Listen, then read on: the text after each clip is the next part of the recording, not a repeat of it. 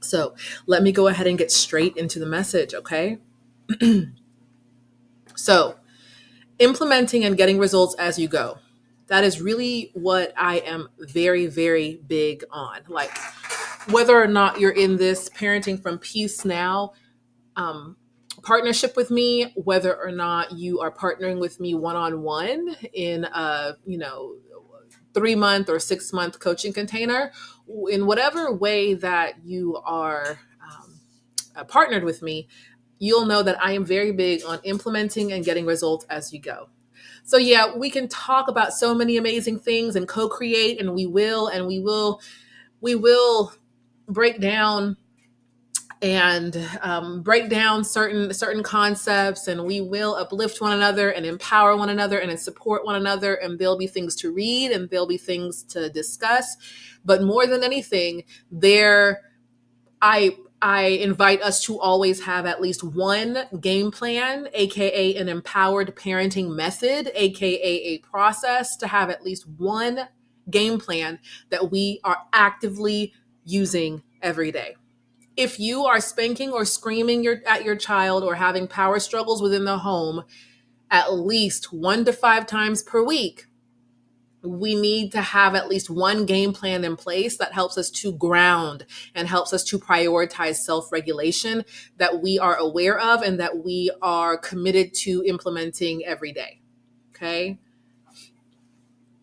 Um, I the way that my child has been raised and what she is experiencing as far as her childhood is concerned, and what we are experiencing as far as my connection with her is concerned, is a complete 180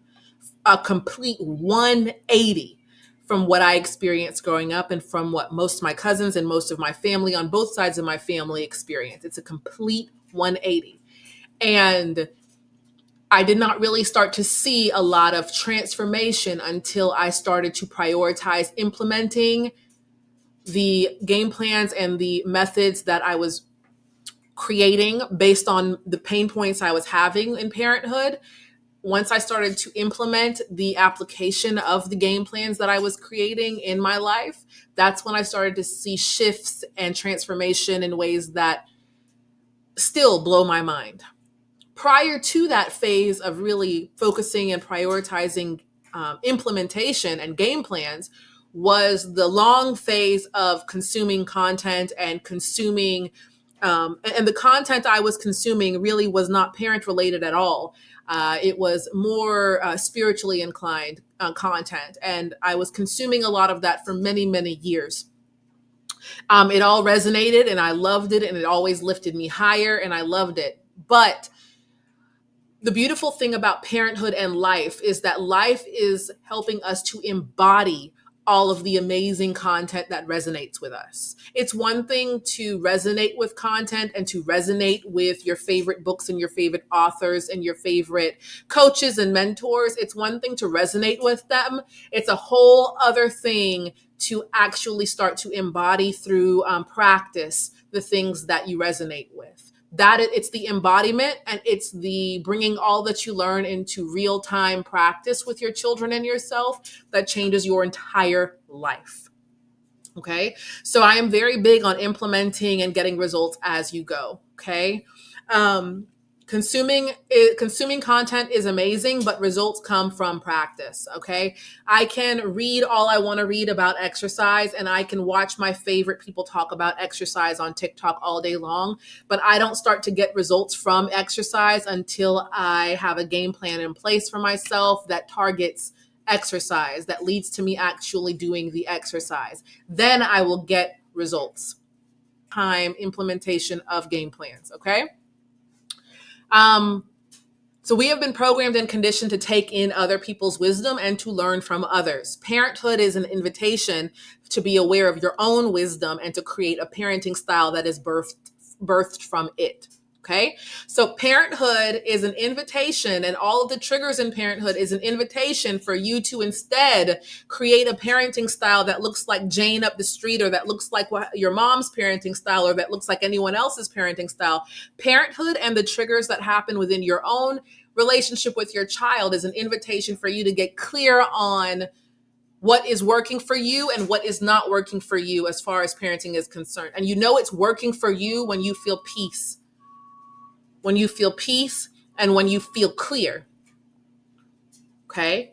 If it's not working, you know that you'll know that spanking isn't working for you if spanking doesn't come with peace and clarity for you, right? If it comes, so let the triggers that you experience in parenthood and let all that you're experiencing in parenthood help you get clear. Instead of judging yourself or condemning yourself or thinking you're doing a bad job, remember that it's happening. It's all benefiting you because it's all giving you an opportunity to get clear on what is working for you, what isn't working for you, and what you want. And once you know what you want and are able to boldly declare what you want, then you're able to create a game plan that helps you to achieve that goal or to be going in the direction of that desire for yourself and your family. Okay?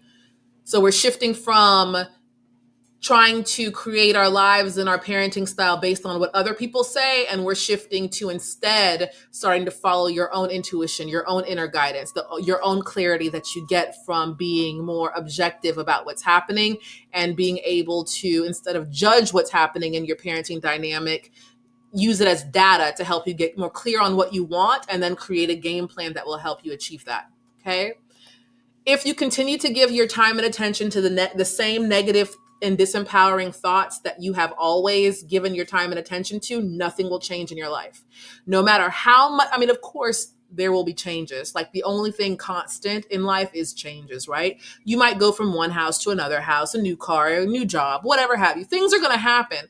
But when it comes down to the things that really, really matter, like more peace within yourself, more peace in your relationships with those that you love, more connection, more intimacy with those that you love, less power struggles. When it comes to that stuff, abundance, like conscious, intentional abundance, and realizing more that being more aware of the things you have in your life to be grateful for. When it comes down to those things, you will not experience the transformation or shift or change that you want to experience in your life as far as those things are concerned. If you continue to give your time and attention to negative and disempowering thoughts, it's just not going to happen. It's not going to happen. No matter how much content you consume and no matter how much you attempt to practice your game plans, if you are continuing to give a lot of time and attention to negative and disempowering thoughts towards yourself, and about others, you're not going to experience the shifts and transformation that you want to. You can't stop the negative thoughts from coming and going, nor are we meant to, just like we're not stopping the positive and happy thoughts that come and go. What you can do is be aware of them, notice them coming and going, and let them be on their merry way, and give yourself permission to focus on its opposite. Okay, a thought pops up and says, I'm ugly. Okay, I see you, thought. Billions of other people on the planet have thought the same thing. You're just a thought. I'm actually quite pretty. And even if that doesn't feel genuine for you, there is some feature on your body as far as you are concerned that you feel is cute. Focus on that. Okay? Okay. I'm broke. You see that thought come. You notice that thought appear. Okay? Many billions of people on the planet have thought the same thought, and it's just a thought. It's coming and going. I am the awareness of the thought. I'm not the thought itself. The thought doesn't define me. I am aware of the thought. Have a good day. I'm actually quite abundant. I actually have a few dollars in my bank account. Thank you very much. And I have more coming when I get paid. Or whatever.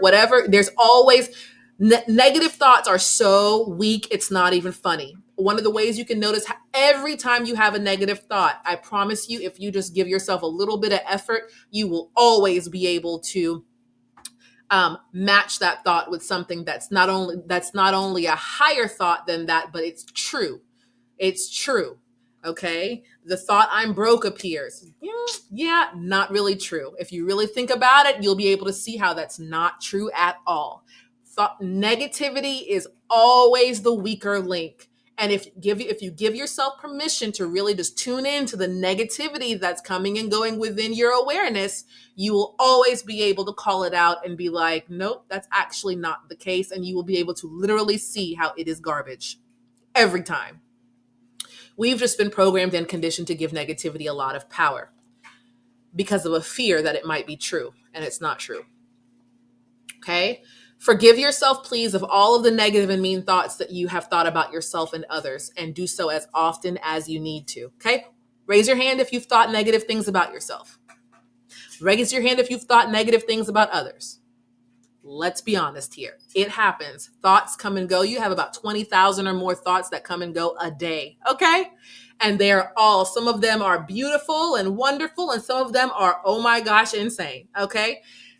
They're just thoughts. They are not what you are. If they were, you wouldn't be able to be aware of them. What is it that is aware of the thought? Think about it. Tons of thoughts that come and go every day, but what is aware of the thought? There is something that is aware of the thought. I had a thought the other day about so and so. How do you know? How do you know? Thoughts come and go. You are aware of them coming and going, okay? Therefore they can never define you. Isn't that a relief? All of the most horrible thoughts you've ever thought about yourself and others do not define you or others. They are just thoughts that come and go. Forgive yourself, please, of all negative and mean thoughts you have thought about yourself and others, and do so as often as you need to, okay? Your future is extremely bright. And I'm not even just saying that. It just is. It just is. It just is. I swear, if you and I talk in 5 or 10 years, you are going to be mind blown at all of the stuff that has happened and transpired and all of the transformation and awesomeness that has occurred. Your future is bright. And you will continue to experience all of the amazing things life has in store for you each day to the degree that you are open to it. Okay? And to the degree that you stop giving a lot of your time and energy to negative and mean thoughts and conversations. Okay? You are not open to your bright, amazing future when you are speaking negatively about yourself and others, or when you are speaking doubtingly about your future. You are not open to your future that is very bright. When you are doing that, you are closed off to it. You wouldn't even be able to notice an opportunity if it knocked on your door, because you are closed off to it. When you are speaking to yourself negatively or about life or about other people negatively, you are closed off to all of the amazingness that is always headed your way. Okay? My life around 2014 or so was when I had made a vow to stop complaining. Like I had just as a practice. My life has never been the same. I kid you not. It sounds simple, but it's really not. It's still an ongoing practice. But even if your only game plan that you were to have right now, although it doesn't seem related to parenthood, it is. Even if you made your game plan that you were committed to from today moving forward to be to not complain and to notice when you're complaining and to stop and to instead focus on something you're grateful for, your life would change in ways that would blow your mind. I am not joking. Oftentimes we are locking ourselves into certain situations and limiting what we are capable of experiencing in this beautiful life because of the way that we are talking about ourselves and life and others. We cannot expect awesomeness, but be constantly talking about what we don't have and what's wrong and what's not going to happen and why we're not worthy. Okay? So your future is bright, and you are going to continue to experience tons of things that even seem like miracles, to the degree that you stay open to and aware that your future is bright and that you are worthy of all of the miracles and transformation that you desire in every aspect of your life. You stay open to it by by no longer giving your time and attention to negative and mean thoughts towards yourselves and others and life, primarily towards yourselves. If you could practice or would practice to stop being mean to yourself and to be kind to yourself, literally with your words, and to notice when you're being mean to yourself and to pause and say, I'm done with that. And to move on, being kind to yourself in that moment. If you did that as a practice, if that is the only thing you practice from this moment forward, your life would shift in ways that would blow your mind. And your ability to be kind genuinely and compassionate towards others, would naturally shift as well. Doesn't happen overnight. I always have to remind everybody listening to this that it doesn't happen overnight, because I'm aware that from the way that I'm speaking, it could feel like or seem like I've been operating that way for my whole life. That is not the case. I've been in the depths of depression. I've been extremely angry before, but that's also why I don't shut up about all of this, because I am a witness. I am a testimony. My life is a testimony that the stuff that I'm speaking about it's not a game. It's for real, for real. Okay. You are a teacher and you are an inspiration. Okay. You who are listening to this, you are a teacher and you are an inspiration. So start teaching by your example and continue to be an intentional source of inspiration. First, for yourself. We've been programmed and conditioned to try to be a source of inspiration for others first, because we've been taught that that is the thing to do, to inspire and to uplift others first. That's the good thing to do. But it's never going to be genuine if we're not doing it for ourselves. It'll feel different. You can have two people who are both being very motivational and inspirational, but the one who actually practices all day every day the very same things that they're teaching on, the one who actually speaks to themselves in the empowering way that they speak to others, their message is going to hit much harder than the one who is speaking on this but is not practicing it for themselves. You will always be able to feel something different in the message you're receiving when it's coming from, even if it's the same message coming from two people, the one who tells you, be nice to yourself and speak to yourself kindly. You could have two people telling you that, but it's always going to hit harder when it's coming from the person who is actually practicing to do the same themselves. Why? Because they're not speaking just words that are just sound good. They are speaking from conviction. Okay? From conviction. You are a teacher and you are an inspiration. So start teaching by your example, and by your example, and continuing to be an intentional source of inspiration first for yourself, which takes practice for most of us. It took a lot of practice for myself to be able to even look at myself in the mirror for a long period of time without flinching or moving or running away. I'm telling you, this self-love thing for me, it's been a journey, and it doesn't happen overnight. But if you keep on practicing every day, you will experience shifts and changes that blow your mind. Practice being a source of inspiration for you first, then for those in your home, and then the effects of that will reach into the world. But it starts with yourself first. Okay? So, again, the primary message here today is your thoughts. They're going to come and go. Don't try to stop them. Instead, give yourself permission to be aware of them as they come and go. And remember that you can't stop thoughts, but you can definitely choose what to think. What do I mean by that? Thoughts come and go, but thinking is when you're giving your time and energy to a specific thought. You don't have to do that with thoughts that feel icky and disgusting and horrible. Give yourself permission to hold space for the negative and lower thoughts, but also give yourself permission to say, hey, interesting thought, but that doesn't resonate with me. Why doesn't it resonate? Because it's not true. Okay? When someone calls you stupid, do you know why that hurts? It doesn't feel good? Because it's not true. But it's going to hurt if you think it's true. If even a part of you thinks that it's true, it's going to hurt. Use the pain when somebody talks to you. Use that as a way to just notice this does not resonate, because if it did, it wouldn't feel like this. Okay? The thoughts that you think that feel icky, they feel icky because they don't resonate. It's okay that they come and go, but you don't have to ponder and contemplate them and drain your energy by doing so. Okay? Give yourself permission to let negative thoughts come and go. and to flip the script and give your time and attention more to gratitude, to things you're looking forward to thinking about things that are happening right in front of you here and now, to practicing to be optimistic and to see the silver lining. Okay?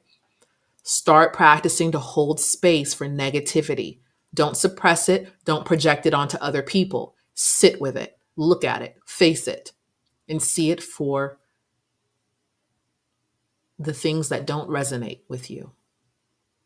Negative thoughts just coming and coming and coming, and it's like, whew, this feels icky, and it just letting me know that it doesn't resonate with me. Wow. Oh, another one doesn't resonate. Oh, another one doesn't resonate.